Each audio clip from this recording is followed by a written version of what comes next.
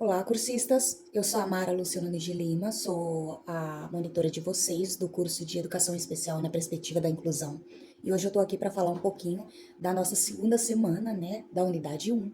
E nós vamos começar a falar sobre a educação especial versus a educação inclusiva. Nos últimos anos, nós passamos a ouvir muito o termo educação inclusiva e muitas vezes ele está relacionado como se ele fosse o sinônimo de educação especial. Isso, na verdade, é um belo de um equívoco. Embora os dois estejam relacionados, eles são concepções diferentes. E entender essa diferença ela é fundamental para que nós possamos ter uma prática coerente e justa. Quando nós trocamos os termos, um termo pelo outro sem pensar, nós acabamos distorcendo os sentidos deles. Então, assim, alguns veem a educação especial apenas como algo que esteja ligado àquelas escolas segregadas, aquelas escolas que são separadas, né? E isso faz parecer que o termo é ultrapassado, né? Mas isso não é verdade. Como é apontado por Mendes na primeira parte, no primeiro tópico ali, essa confusão ela empobrece o debate e prejudica o atendimento especializado. A gente tem que entender que educação especial é uma modalidade da educação com público-alvo definido por lei, né? Que são as pessoas com deficiência, transtornos globais do desenvolvimento e altas habilidades ou superdotação. O diferencial é que hoje ela acontece na escola comum, com o apoio de recursos especializados. Já a educação inclusiva ela vai muito além disso. Ela é um projeto social que luta pelo direito de todos estarem na escola, especialmente os que sempre foram excluídos dela. Falar de diversidade, equidade e pertencimento é falar da educação inclusiva. A educação especial, na perspectiva inclusiva, ela une os dois conceitos. E assim ela entende que a educação especial ela é parte dessa inclusão, não algo que é separado. Ela defende que todas as pessoas aprendam juntos, com respeito à singularidade e o apoio necessário, claro, né? Se nós não fazemos essa distinção, o público-alvo da educação especial ele se perde dentro desse discurso genérico sobre inclusão. As pessoas elas ficam sem saber como agir nessa prática. E os estudantes, claro, que precisam de apoio específico, eles acabam sendo desassistidos nesse contexto. Por isso, como nós, como educadores, nós precisamos dominar os conceitos e aplicá-los de maneira consciente. Tá? A clareza conceitual ela não é apenas um detalhe acadêmico, ela é uma condição para transformar a realidade da escola. Então, nós temos sempre que nos perguntar: nós estamos realmente garantindo o direito de aprender de todos os alunos? Ou nós estamos apenas repetindo alguns discursos bonitos, né? Sem nenhuma mudança concreta? Então, aí, vamos ficar com essa dica, tá? Incluir é mais do que colocar todos no mesmo espaço. É garantir que todos aprendam com qualidade e respeito às diferenças. Antes da perspectiva inclusiva, a educação especial ela funcionava como um sistema paralelo de ensino regular. Haviam classes e escolas segregadas. Era uma estrutura separada, né? Onde acreditava-se que alguns alunos não estavam prontos para conviver e aprender com os demais. Ou seja, esses alunos precisavam se adaptar à escola e não a escola se adaptar a eles. Na perspectiva inclusiva, nós percebemos que com o avanço das políticas educacionais e sociais, nós passamos a compreender que a educação especial não deve substituir o ensino regular, mas sim complementar e enriquecer o processo educativo. Hoje, ela é parte integrante do projeto político-pedagógico da escola e ela perpassa todos os níveis e modalidades de ensino. Por isso, nós dizemos que é transversal. Tá? O foco é a participação plena de todos e o direito de todos à aprendizagem. Antes, né, dessa perspectiva, o ensino era separado e com pouca interação. Agora, o ensino é articulado, integrado à escola comum, valorizando a convivência e a colaboração de todos. Antes, apenas quem era considerado apto, né, a estudar podia estudar com os demais. Hoje, o direito é incondicional e irrestrito. Todos devem ter acesso e oportunidades de aprender. Antigamente, a escola se guiava pelo que era normal. E quem fugia desse padrão era visto como um problema. Agora nós entendemos que a diferença é constitutiva do ser humano. Não é exceção, é regra. Tá? Antes prevalecia o modelo médico, né, que focava no diagnóstico e nas limitações. Na perspectiva inclusiva, adota-se um modelo social, que olha para as barreiras do ambiente. É o contexto que deve mudar e não a pessoa. Tá?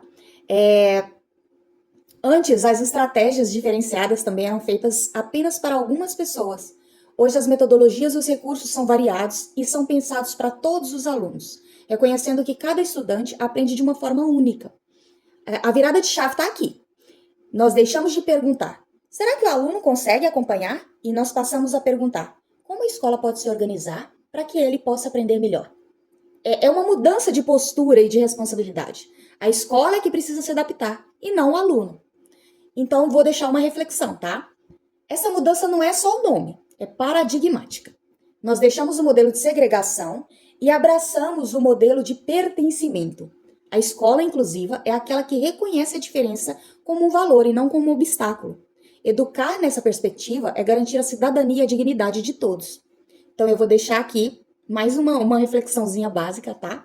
Ó, educar na perspectiva inclusiva é transformar a escola em um espaço de todos, para todos e com todos.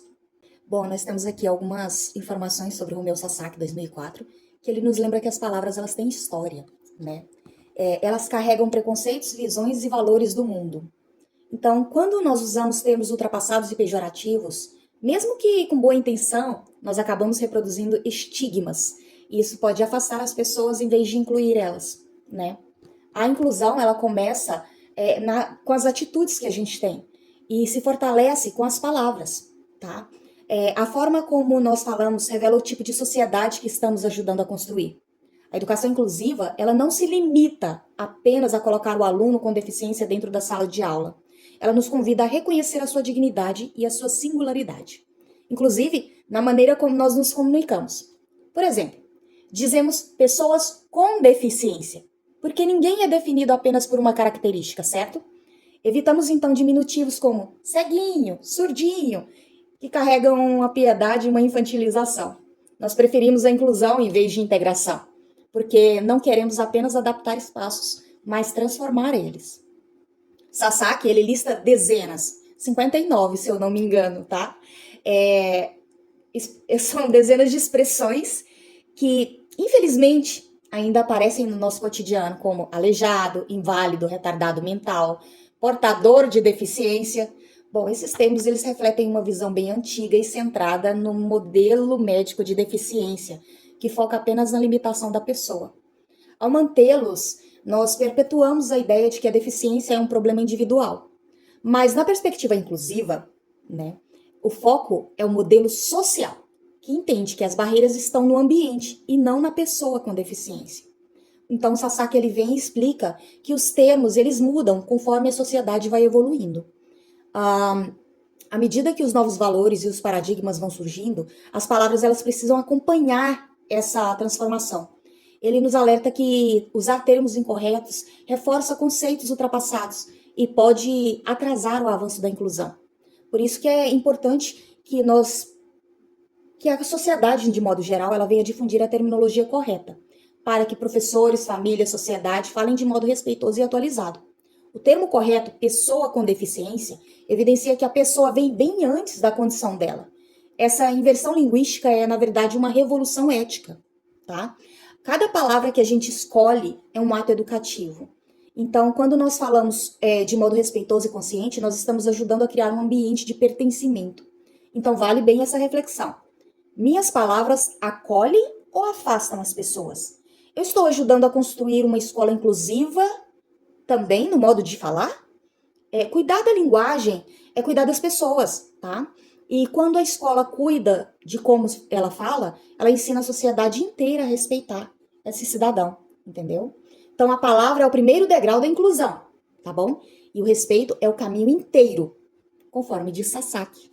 Quando nós falamos de inclusão, é importante a gente começar na forma como nós nos referimos às pessoas. A linguagem ela não é neutra, ela expressa valores, crenças e também alguns preconceitos, certo? Por isso que nós precisamos compreender qual é a forma correta e respeitosa de nomear esse grupo social. Desde 2007, a Convenção Internacional dos Direitos da Pessoa com Deficiência, que foi aprovada pela ONU e incorporada no Brasil em 2009, ela consolidou o termo pessoa com deficiência. Essa expressão ela não foi criada de modo aleatório. Ela foi o resultado de um amplo debate que foi conduzido pelos próprios movimentos de pessoas com deficiência. Então, não é apenas uma questão de linguagem, mas de reconhecimento e de protagonismo, tá? Ao dizer a pessoa com deficiência, nós estamos colocando a pessoa antes da deficiência dela.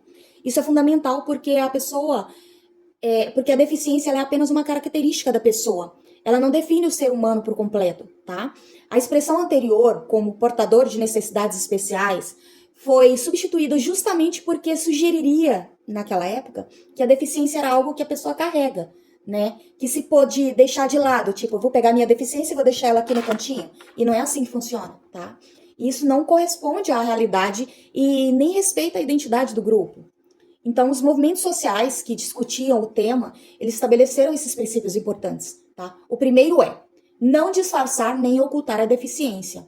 Falar dela com naturalidade é uma forma de respeito. Falo isso por experiência própria, porque eu tenho deficiência e eu detesto quando as pessoas começam a ficar disfarçando perto de mim, tá? Isso vale para todo mundo. O segundo é evitar a banalização, que é aquela ideia de todos têm algum tipo de deficiência. Gente, por favor, né? Isso esvazia o conceito e apaga as lutas do movimento. Também é preciso rejeitar os eufemismos, que são expressões como pessoas especiais ou deficientes, né? Elas mascaram a realidade e acabam reforçando o preconceito com pessoas assim. Por fim, deve-se reconhecer a diferença, que essa diferença é parte do ser humano e que cabe à escola e à sociedade eliminar as barreiras que impedem a plena participação. Então eu vou escolher conscientemente, a partir de agora, e dizer pessoa com deficiência. Não porque eu acho bonito, mas porque é o termo correto a se utilizar, tá? Nós estamos, então, ao adotar esse termo, nós estamos assumindo um compromisso ético e político, o de tratar com respeito, garantir direito e reconhecer a diversidade humana. A inclusão, ela começa na linguagem, e a linguagem transforma o modo como nós enxergamos o outro. Para mim, tá? O fórum dessa semana é o coração da unidade 1, tá? Ele convida vocês a refletirem um pouco sobre algo que parece muito simples, mas que transforma e muito o ambiente da escola, a linguagem, tá? O modo como nós nomeamos o outro, ele revela o quanto nós realmente sabemos e compreendemos e como nós praticamos a inclusão, tá? O caso, ele traz um professor que usa uma expressão portador de necessidades especiais. Essa fala ela é muito comum, tá? Mas nós precisamos compreender que não é adequada. Essa frase não é adequada. Vocês, então, vão analisar essa fala com base nos conceitos discutidos por Sasaki 2004, que é um dos textos que nós temos ali bem no início, tá? E nos princípios da Convenção da ONU sobre os Direitos das Pessoas com Deficiência. O objetivo, portanto, é mostrar que a linguagem ela é um instrumento de transformação social e que o professor ele tem um papel essencial nessa mudança, beleza? O texto ele deve ter no mínimo 300 palavras e ser organizado em 3 partes. Introdução. Na introdução, por favor, apresentem a importância da linguagem na educação inclusiva. Isso aí é uma dica, tá? No desenvolvimento, analisem se o termo está correto. Fundamentem com base teórica. Nós temos o texto de Sasaki, temos várias referências ali que vocês podem clicar e estar lendo a respeito. O Sasaki, ele explica ali muito bem como as palavras elas refletem valores e estigmas. E também, por favor, tragam exemplos práticos. Na conclusão, mostrem como o professor poderia reformular a sua fala, adotando uma postura mais respeitosa e mais inclusiva. Por exemplo, em vez de portador de necessidades especiais, ele poderia dizer que em minha turma há um estudante com deficiência que tem desenvolvido suas aprendizagens no seu próprio ritmo com o apoio das adaptações necessárias. É uma sugestão, beleza? Antes de postar, dica de ouro, leiam com calma os critérios do Barema, tá? Clareza, estrutura, fundamentação, interação, tá? Contam muito. Escrevam com autenticidade, usando suas próprias palavras. Então, sejam autênticos, beleza? E não se esqueçam de usar a frase obrigatória no final para comprovar a autoria de vocês. Comentem as postagens dos colegas, pelo menos 2 postagens vocês precisam estar comentando. Isso tira ponto de vocês, tá? Se não comentar. Trazendo complementos, exemplos ou até novas ideias. Essa troca é o que torna o fórum um verdadeiro espaço de aprendizagem colaborativa, beleza? Bom, essa discussão ela nos prepara para a próxima videoaula, onde nós vamos aprofundar o papel das atitudes inclusivas na prática pedagógica. Então, mergulhem de cabeça nessa reflexão e compartilhem as suas experiências e tragam suas percepções, porque a inclusão ela começa nas palavras, mas ela se concretiza de verdade nas ações de cada um. Espero vocês na próxima quinta-feira para a gente poder continuar essa caminhada, uma educação verdadeiramente inclusiva. E muito obrigada por terem assistido até aqui. Até a próxima. Tchau, tchau!